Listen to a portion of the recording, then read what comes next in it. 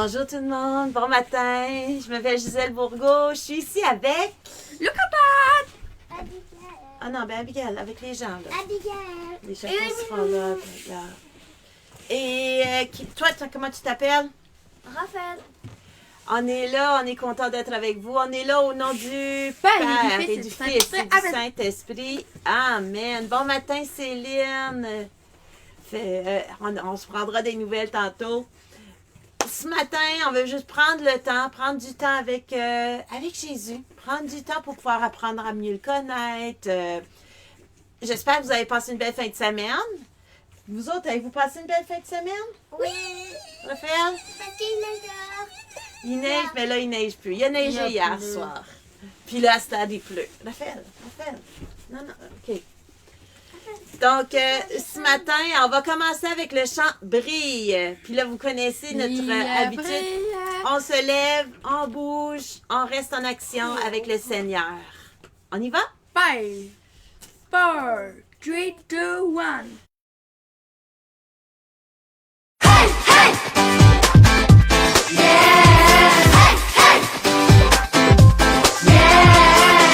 Que ta lumière brille devant les hommes, pour qu'ils voient tes bons fruits et louent ton Père dans les cieux.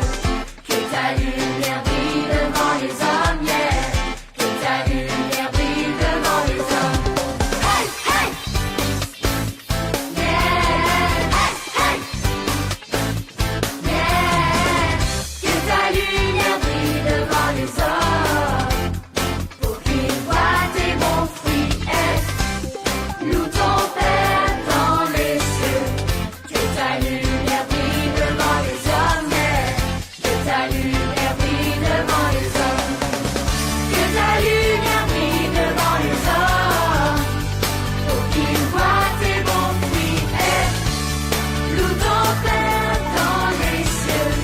Que ta lumière brille devant les hommes, yeah. Que ta lumière brille devant les hommes. Que ta lumière brille devant les hommes, yeah. Que ta lumière brille devant les hommes. Hey, hey! Yeah! Hey, hey! Yeah! Oui, que notre lumière brille devant les hommes. C'est tellement important qu'on soit rempli de l'amour du Seigneur, puis qu'on brille avec les gens autour de nous. Ce matin, on veut prendre un peu de temps pour pouvoir... Regarde. On va lire on va faire les lectures. On va faire le synthèse du livre de Matthieu. On va faire le synthèse du livre de Matthieu. Couche. Reste. OK, en fait, non, Abigail. Synthèse Matthieu. OK. Attends quelques minutes. L'Évangile selon Matthieu. C'est l'un des récits officiels les plus anciens sur Jésus de Nazareth, sa vie, sa mort et sa résurrection. Le livre est en soi anonyme, mais la tradition fiable la plus ancienne le relie à Matthieu, collecteur d'impôts, qui fut l'un des 12 apôtres choisis par Jésus et qui apparaît lui-même dans le livre. Pendant environ 30 à 40 ans, les apôtres ont enseigné et transmis oralement leurs témoignages au sujet de Jésus, ainsi que ses enseignements qu'ils avaient tous mémorisés. Et Matthieu a ensuite recueilli et structuré tous ces témoignages sous forme d'une magnifique tapisserie, avant de concevoir ce livre mettant en évidence certains thèmes concernant Jésus. Dans cette vidéo, nous allons aborder uniquement la première moitié du livre. Matthieu veut clairement démontrer que Jésus est la suite et l'accomplissement de toute l'histoire biblique sur Dieu et Israël. Que Jésus est le Messie de la lignée de David. Qu'il est une nouvelle figure d'autorité enseignante comme Moïse. Mais pas seulement. Jésus est Dieu avec nous, ou Emmanuel en hébreu. Dans sa conception du livre, Matthieu a opté pour une introduction et une conclusion. Et ces deux parties encadrent les 5 sections centrales qui se terminent chacune par un bloc de l'enseignement de Jésus. Cette conception est tout à fait intentionnelle et géniale. Regardez comment ça fonctionne. Les chapitres 1 à 3 plantent le décor en reliant l'histoire de Jésus à celle des textes de l'Ancien Testament. Donc Matthieu commence par présenter la généalogie de Jésus en démontrant qu'il descend de la lignée messianique du fils de David et qu'il est l'un des fils d'Abraham. Ce qui signifie qu'il va apporter la bénédiction de Dieu à toutes les nations. Nous découvrons ensuite la célèbre histoire de la naissance de Jésus et comment les événements accomplissent les promesses prophétiques de l'Ancien Testament. Prophéties qui disent que les nations viendraient honorer le Messie, que le Messie naîtrait à Bethléem et bien plus encore. La conception de Jésus par le Saint-Esprit qu'on appelle Emmanuel. Ensemble, ces informations nous montrent que Jésus n'est pas un être humain ordinaire. Il est Dieu avec nous. Dieu devient humain. Vous pouvez donc identifier deux des thèmes principaux de Matthieu dans l'introduction. Il provient de la lignée de David et il est Emmanuel. Mais Matthieu veut également montrer que Jésus est un nouveau Moïse. Alors, tout comme Moïse, Jésus a quitté l'Égypte, est passé par les eaux du baptême et est resté dans le désert pendant 40 jours. Ensuite, Jésus a gravi une montagne pour donner son nouvel enseignement. Donc tout au long de l'histoire, Matthieu soutient que Jésus est la personne promise bien meilleure que Moïse. Il va libérer Israël de l'esclavage. Il va lui donner un nouvel enseignement divin. Il va le sauver de ses péchés et établir une nouvelle alliance entre Dieu et son peuple. Le parallèle entre Moïse et Jésus explique aussi pourquoi Matthieu a structuré le centre du livre de cette manière. Ces 5 parties principales présentent Jésus comme un enseignant. Et en fait, il a créé un parallèle. Jésus, l'enseignant en 5 points, reflète les 5 livres de Moïse. Jésus est la nouvelle figure d'autorité et l'enseignant de l'Alliance qui va accomplir l'histoire de la Torah. Dans la première section, des chapitres 4 à 7, Jésus entre en scène pour annoncer l'arrivée du royaume de Dieu. C'est une phase clé. Le royaume correspond essentiellement à l'opération de sauvetage de Dieu pour le monde entier, mise en place par le roi Jésus. Jésus est venu affronter le mal, notamment le mal spirituel, avec tout son héritage d'oppression démoniaque, de maladie et de mort. Jésus est venu restaurer le règne de Dieu dans le monde entier en créant une nouvelle famille de personnes qui veulent le suivre, obéir à ses enseignements et vivre sous son règne. Alors, après avoir commencé à guérir des gens et former un mouvement, une communauté, Jésus emmène ses disciples au sommet d'une montagne ou d'une colline et il livre son premier grand bloc d'enseignement, qu'on appelle couramment le sermon sur la montagne. Jésus explique en quoi consiste le fait de le suivre et de vivre dans le royaume de Dieu. Il s'agit d'un royaume inversé où il n'y a aucun membre privilégié. Donc, les pauvres, les anonymes, les riches, les religieux sont tous invités et appelés à changer, à se repentir, à suivre Jésus et à rejoindre sa famille. Jésus précise qu'il n'est pas venu pour annuler les commandements de la Torah ou l'Ancien Testament, mais bien au contraire. Il est là pour les accomplir tous par sa vie et ses enseignements. Il est venu pour transformer les cœurs de son peuple afin que chacun puisse réellement aimer Dieu et aimer son prochain, y compris ses ennemis. Après avoir terminé son grand enseignement sur le royaume, la section suivante montre Jésus démontrant la réalité du royaume dans le quotidien des gens. Matthieu regroupe ici 9 histoires sur Jésus usant de la puissance du royaume de Dieu dans la vie d'une catégorie de personnes blessées et brisées. Il y a 3 groupes de 3 histoires. Elles concernent toutes des personnes malades, ou qui ont le corps meurtri, ou qui sont en danger, et Jésus les guérit et les sauve par ses actes pleins de grâce et de puissance. Entre ces triades, nous découvrons 2 histoires parallèles sur l'appel de Jésus, incitant les gens à le suivre. Ce que Matthieu veut dire ici, c'est qu'il n'est possible de connaître la puissance de la grâce de Jésus qu'en le suivant et en devenant son disciple. Après que Matthieu ait montré la puissance du royaume à travers Jésus, ce dernier étend sa portée en envoyant les 12 disciples pour suivre sa mission. Ce qui nous conduit au 2e grand bloc d'enseignement au chapitre 10. Jésus enseigne ici à ses disciples comment annoncer le royaume et à quoi s'attendre après l'avoir fait. En Israël, de nombreuses personnes acceptent Jésus et son message du royaume, mais pas les leaders d'Israël. Il y a beaucoup à perdre s'ils se repentent et deviennent disciples de Jésus. Et Jésus, qui en est conscient, sait qu'ils vont le rejeter et persécuter ses disciples. Et c'est exactement ce qui arrive.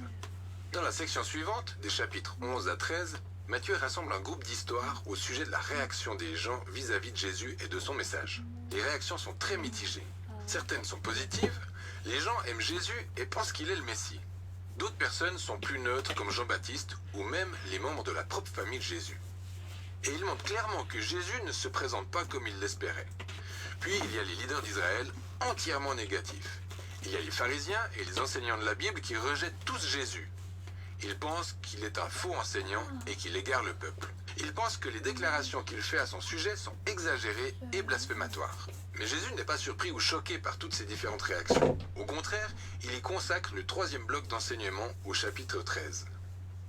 Matthieu y énumère un tas de paraboles de Jésus sur le royaume, comme celle du fermier plantant des graines sur 4 types de sol, ou celle d'une graine de moutarde, ou d'une perle, ou encore d'un trésor enfoui. D'une certaine façon, ces paraboles viennent commenter les histoires que vous venez de lire dans le chapitre 11 et 12. Certaines personnes acceptent Jésus avec enthousiasme, et d'autres le rejettent. Mais le royaume de Dieu est la valeur suprême, alors il continuera de se répandre malgré tous ces obstacles. Donc voilà pour la première moitié de l'évangile selon Matthieu. Maintenant, il y a encore quelques éléments à repérer lorsque vous lisez ces chapitres. Souvenez-vous que Matthieu présente Jésus comme la suite et l'accomplissement de l'histoire de l'Ancien Testament. Observez comment il navigue entre les citations tirées des textes de l'Ancien Testament. Vous noterez qu'elles sont placées à des points stratégiques de l'histoire, donnant plus d'informations sur Jésus et son identité.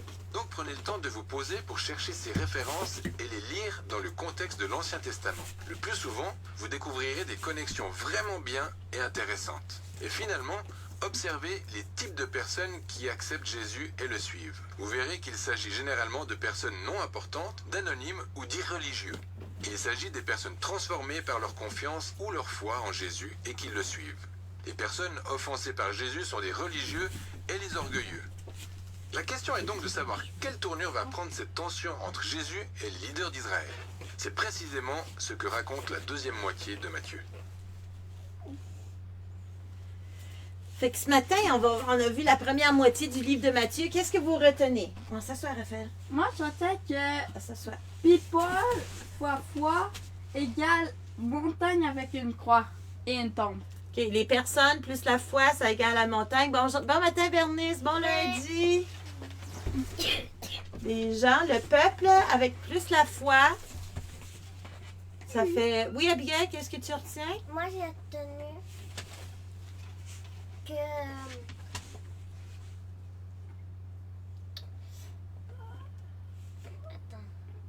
qu'il a fait comme un des personnes dans la Bible. Qu'est-ce que tu veux dire? Il est allé dans le désert. Il est sorti de son peuple. Il est allé dans le désert. Comment il s'appelle Moïse. l'autre personne? Moïse. Moïse, oui. Que ici, le livre a vraiment un lien avec l'Ancien Testament. Fait que là, on met-tu l'Ancien Testament de côté? Non. Est-ce que. Non, hein? Ici, on voit vraiment à quel point que tout ce qui s'est passé avant avait une influence. Luc-Antoine. Luc-Antoine. Mais en fait, il avait un autre qui aimait quand on prenait comme ça, mais lui, non. Un chaton, tu parles d'un chaton, là? Ouais. Moi, je trouve ça intéressant de voir le lien avec l'Ancien Testament, le lien avec Moïse. Puis, on reflète encore la même chose qu'on a vu avec Marc. Qu'est-ce qu'on voit ici? Qu'est-ce qu'ils veulent enseigner? Ils veulent nous montrer quoi? Que Jésus est Le Messie. le Messie. Oui, Jésus est le Messie. Allez, allez. Jésus est le Messie, puis il est en train de l'apporter d'une autre manière que Marc. Donc, on va aller, on va dire notre Père.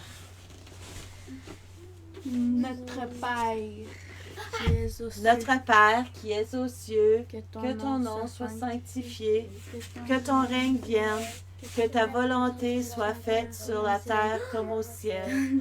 Donne-nous aujourd'hui notre pain de ce jour. Pardonne-nous nos offenses, comme nous pardonnons aussi à ceux qui nous ont offensés. Et ne nous laisse pas entrer en tentation, mais délivre-nous du mal. Amen. Maman, je Et je vous salue, Marie. Je sais, faut que... on se Elle est là. fait On va... envers. Transfère-le. On peut dire le « Je vous salue, Marie ». Il va le trouver. « Je te salue, Marie, pleine de grâce. Le Seigneur est avec toi. Tu es bénie entre toutes les femmes. Et Jésus, le fruit de tes entrailles, est béni. Sainte Marie, Mère de Dieu, priez pour nous, pauvres pécheurs, maintenant et à l'heure de notre mort. Amen. Maman, tu as mis la patte de 3 chatons. Oui, c'est ça. Un autre. Et là, ça bouge ici, là, c'est incroyable. Il en manque 200. Est-ce qu'on a des prières? Est-ce qu'on a des prières ce matin? Mais Je pense qu'on va laisser aller les Satans la prochaine fois parce que là, ils sont très distrayants. Oui, très distrayant. On a encore plusieurs prières de reste. Mais va avoir pour... là, c'est pas notre Couche-toi, soir. couche-toi. Là, c'est eux qui sont venus. J'ai dit couche. C'est eux qui sont venus, Reste. les minous. Salut, c'est mon chaton préféré. Parce que les combattants, ils ont fait vous. OK, on commence avec la prière. Si vous voulez écrire un numéro, ça va nous faire plaisir. Merci Seigneur, parce que dans la solitude, tu me réconfortes. Donc, on va prier pour les personnes qui sont seules, puis de ne pas oublier que le Seigneur nous réconforte, même quand on est seul. Dans la solitude, tu nous réconfortes. Raphaël, je peux te donner un minet? Tiens, un minet.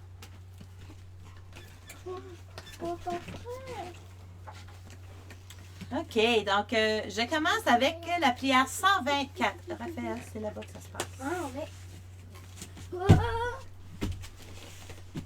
124. Seigneur, merci parce que tu aimes les enfants. Oui, même quand ça bouge puis c'est distrait. Merci parce que ton amour n'est pas un amour comme les autres. Tu nous aimes plus encore qu'un père n'aime ses enfants.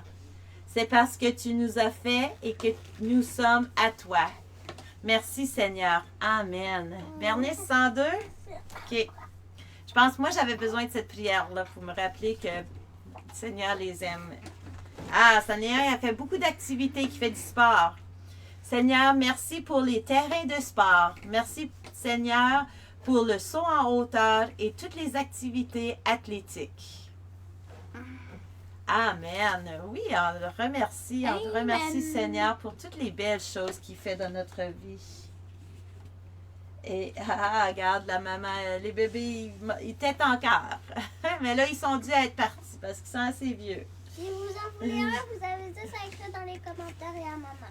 Bon matin, Lucie. Est-ce que tu veux une prière? Tu veux nous mettre un numéro, puis on pourra lire une prière? 215. Un autre chaton. Tout ce qui est gloire et beauté, tout ce qui est faiblesse et majesté, tout ce qui est sagesse et clarté, Moi, j'aurais dit. le Seigneur Dieu l'a créé. Ah, que je trouve ça beau. Donc, Donc, les minets sont beaux, donc c'est Dieu qui a créé. oui, le Seigneur a créé les animaux, il nous a créés tous, hein? Oui. Donc, on est content d'être là avec vous. Mignon et beau. Puis si vous un peu marquant avec tout nos robes. Ouais, et on l'a rasé. On l'a rasé hier. là. Mais pas très bien. on va finir ce matin.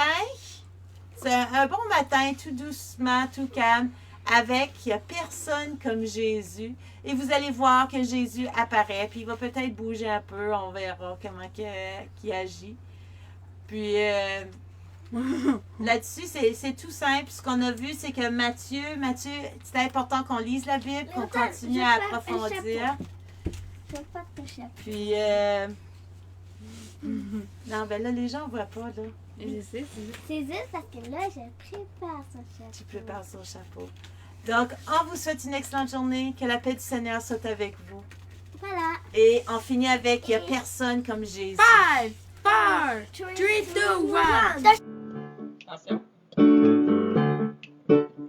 Il n'y a vraiment personne comme Jésus. Il n'y a vraiment personne comme Jésus. Il n'y a vraiment personne comme Jésus. Il n'y a vraiment personne comme lui. Encore. Il n'y a vraiment personne comme Jésus.